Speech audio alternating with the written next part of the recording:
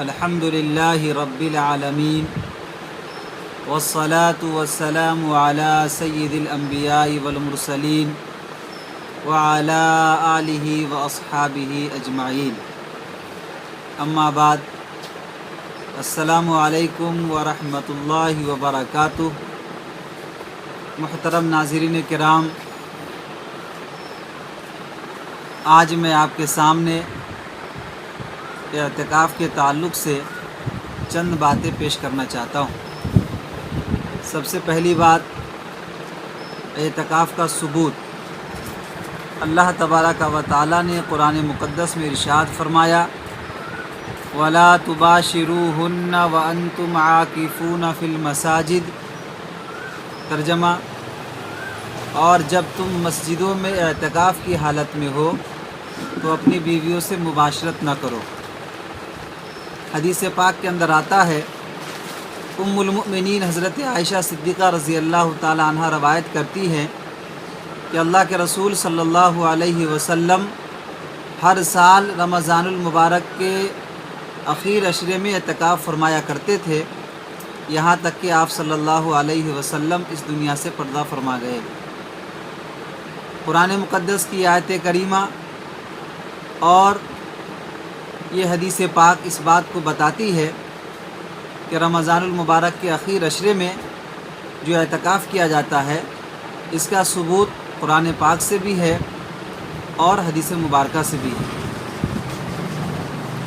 اعتکاف کی فضیلت۔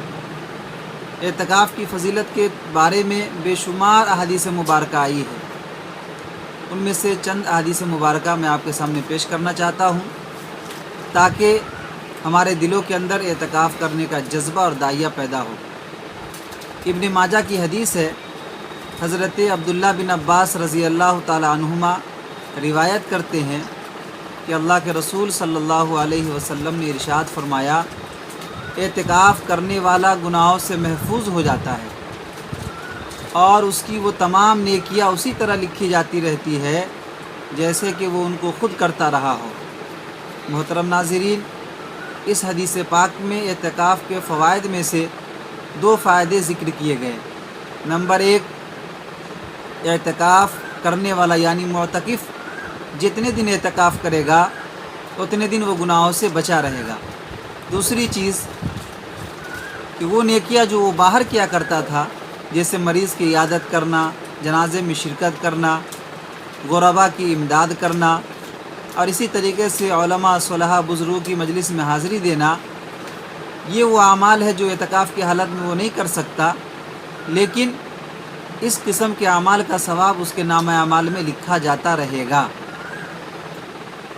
معجم اوسط کی روایت ہے، حضرت عبداللہ بن عباس رضی اللہ تعالی عنہما ارشاد فرماتے ہیں کہ اللہ کے رسول صلی اللہ علیہ وسلم نے ارشاد فرمایا کہ جو آدمی اللہ تعالیٰ کی رضا کے لیے ایک دن کا اعتکاف کرتا ہے، پروردگار عالم جل شانہ اس کے اور جہنم کے درمیان 3 خندق کو آر بنا دیں گے، اور ایک خندق کی مسافت زمین و آسمان کی مسافت سے بھی زیادہ چوڑی ہے۔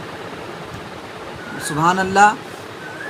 محترم ناظرین، جب ایک دن کے اعتکاف کا یہ عالم ہے، یہ فضیلت ہے، تو رمضان المبارک کے اخیر عشرے میں جو اعتکاف کیا جاتا ہے اس کی فضیلت کا کیا عالم ہوگا۔ بڑے خوش نصیب ہیں، خوش قسمت ہے وہ لوگ جو رمضان کی مبارک گھڑیوں میں اعتکاف کرتے ہیں اور اپنی جھولیوں کو فضیلتوں سے، برکتوں سے مالا مال کرتے ہیں۔ محترم ناظرین، اعتکاف کرنے کا فائدہ یہ ہے کہ انسان کا دل دنیا کے فکروں سے خالی ہو جاتا ہے، کیونکہ جب انسان تنہائی میں رہتا ہے تو آہستہ آہستہ وہ ساری چیزیں جو انسان کے توجہ کو خدا سے ہٹانے والی ہے وہ ختم ہو جاتی ہے، اور دل پوری طرح دنیا سے فارغ ہو کر اللہ تبارک و تعالیٰ کی طرف متوجہ ہو جاتا ہے، یہاں تک کہ اس معتکف کا سونا، جاگنا، کھانا پینا غرضے کے ہر وقت عبادت میں شمار ہوتا ہے۔ حضرت عطا رحمۃ اللہ علیہ اعتکاف کی حقیقت بیان کرتے ہوئے لکھتے ہیں کہ اعتکاف کرنے والے کی مثال ایسی ہے جیسے کوئی ضرورت مند کسی بڑے کے دروازے پر جا کے بیٹھ جاتا ہے اور کہتا ہے کہ میں اس وقت تک تیرا دروازہ نہیں چھوڑوں گا جب تک کہ میری ضرورت پوری نہ کی جائے۔ اعتکاف کرنے والا بھی گویا کہ زبان حال سے یہی کہتا ہے کہ مولا کریم میں تیرے در پہ آ کے پڑ گیا، جب تک کہ میری مغفرت نہ ہو جائے میں یہاں سے ہٹنے والا نہیں ہوں۔ اعتکاف کا معنی ہے والمکث فی المسجد مع نیت الصوم، کہ روزے کی نیت کے ساتھ مسجد میں ٹھہرنا، یہ اعتکاف کہلاتا ہے۔ اعتکاف 3 قسم کا ہوتا ہے۔ نمبر 1 واجب، وہ اعتکاف جو نذر یعنی منت ماننے کی وجہ سے واجب ہو گیا ہو، یا کسی مسنون اعتکاف کو فاسد کر دینے کی وجہ سے اس کی قضا واجب ہو گئی ہو۔ نمبر 2 سنت موقدہ اعتکاف، یعنی وہ اعتکاف جو رمضان کے آخر عشرے میں 10 دن کا کیا جاتا ہے۔ نمبر 3 مستحب یعنی نفل اعتکاف، جو کسی وقت بھی کیا جا سکتا ہے۔ رمضان المبارک کے آخری عشرے میں کیا جانے والا اعتکاف سنت موقدہ الکفایہ ہے، یعنی بڑے شہروں کے محلے کی کسی ایک مسجد میں اور گاؤں دیہات کی پوری بستی کی کسی ایک مسجد میں اگر کوئی ایک آدمی بھی اعتکاف کر لے گا تو سب کی طرف سے ادا ہو جائے گا، سب کی طرف سے کفارہ ہو جائے گا، اور اگر کوئی ایک آدمی بھی اعتکاف نہیں کرے گا تو سارے محلہ والے گناہ گار ہوں گے۔ رمضان کے سنت اعتکاف کا وقت 20واں روزہ پورا ہونے کے دن غروب آفتاب سے شروع ہوتا ہے اور عید کا چاند نظر آنے تک رہتا ہے۔ اس لیے اگر کسی آدمی کا اعتکاف کرنے کا ارادہ ہو تو وہ 20ویں روزے کے دن غروب آفتاب سے پہلے ہی اعتکاف کی جگہ پر پہنچ جائے اور نیت کر لے۔ نیت ایسے کرے کہ میں اللہ تعالیٰ کی رضا کے لیے آخری عشرے کا مسنون اعتکاف کرتا ہوں۔ اس لیے کہ اگر آپ غروب آفتاب سے پہلے نیت نہیں کریں گے بلکہ غروب آفتاب ہو گیا اس کے بعد نیت کریں گے تو وہ نیت کرنے کی وجہ سے آپ کا وہ اعتکاف مسنون اعتکاف نہیں کہلائے گا۔ محترم ناظرین، اعتکاف کے چند مسائل ملاحظہ فرما لیں۔ مرد حضرات مسجد میں اعتکاف کریں گے اور عورتیں گھر کے اندر اعتکاف کریں گے۔ اور آپ کو معلوم ہے کہ ابھی پورے ملک کے اندر لاک ڈاؤن چل رہا ہے۔ گورنمنٹ کی طرف سے، حکومت کی طرف سے یہ پابندی ہے کہ مسجدوں کے اندر بھیڑ اکٹھا نہ کی جائے، اس لیے ہر محلے سے 1-2 آدمی اعتکاف کے لیے بیٹھ جائے تاکہ تمام محلے والے کی طرف سے کفارہ ہو جائے۔ اس لیے کہ رمضان کے آخری عشرے کا اعتکاف سنت موقدہ الکفایہ ہے، اگر کوئی ایک آدمی بھی نہیں بیٹھیں گے تو تمام محلہ والے گناہ گار ہوں گے۔ اس لیے 1-2 آدمی بیٹھ جائے اور باقی مرد حضرات اپنے گھروں کے اندر ہی رہے، وہیں عبادت کرے، نوافل کا اہتمام کرے، قرآن مقدس کی تلاوت کرے، درود پاک کی کثرت کرے۔ اور ایک بات خاص طور پہ یاد رکھے کہ مرد حضرات کا اعتکاف گھر میں نہیں ہوگا، گھر میں کوئی بھی مرد اعتکاف میں نہ بیٹھے، اس لیے کہ مرد کے ہر قسم کے اعتکاف کے لیے مسجد شرعی ہونا ضروری ہے۔ مرد کا اعتکاف گھر میں نہیں ہوگا بلکہ خواتین کا گھر کے اندر ہوگا۔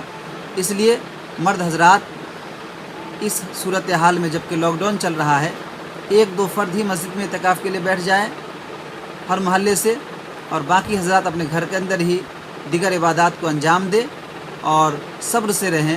انشاءاللہ اللہ تبارک و تعالیٰ اعتکاف کا ثواب بھی عطا فرمائے گا، لیکن مرد حضرات گھر میں اعتکاف نہ کریں، اس پر تمام ائمہ کا اتفاق بھی ہے۔ بعض لوگ یہ سوال پوچھتے ہیں کہ کیا اس صورتحال میں جب کہ ہم مسجد میں نہیں جا سکتے گھر میں اعتکاف کر سکتے ہیں؟ تو ان کے لیے جواب یہی ہے کہ عورتیں تو گھر میں اعتکاف کریں گی لیکن مرد حضرات گھر میں اعتکاف نہ کرے، اس لیے کہ ان کا اعتکاف گھر میں درست نہیں ہوگا۔ محترم ناظرین، اعتکاف کی حالت میں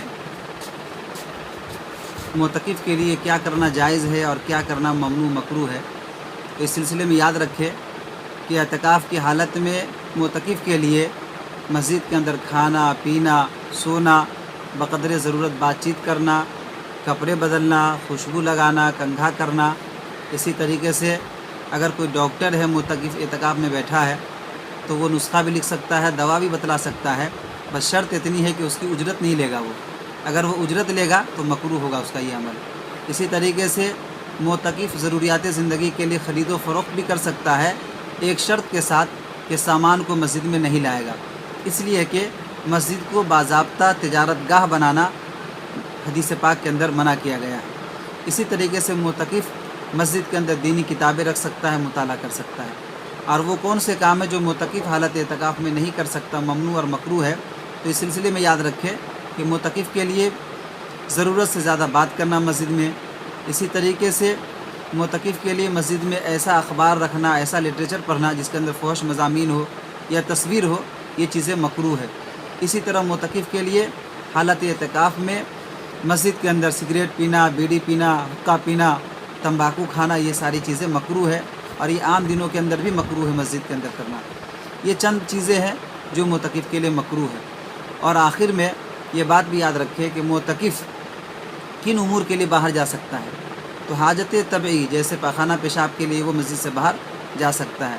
اسی طریقے سے حاجت شرعی جیسے جس مسجد میں اعتکاف کر رہا ہے، اگر وہاں جمعے کی نماز نہیں ہوتی ہے تو جمعے کی نماز کے لیے وہ مسجد جائے گا، اور نماز پڑھنے کے بعد فوراً اپنے معتکف جہاں وہ اعتکاف کرتا ہے اس مسجد میں وہ آ جائے گا۔ یہ چند مسائل تھے جو میں نے آپ کے سامنے مختصر انداز میں رکھے ہیں۔ اللہ تعالیٰ سے دعا ہے کہ مولا کریم ہم سب کو اس پر عمل کی توفیق عطا فرمائے، اور رمضان کی برکتیں عطا فرمائے، قرآن کی برکتیں عطا فرمائے۔ السلام علیکم ورحمۃ اللہ وبرکاتہ۔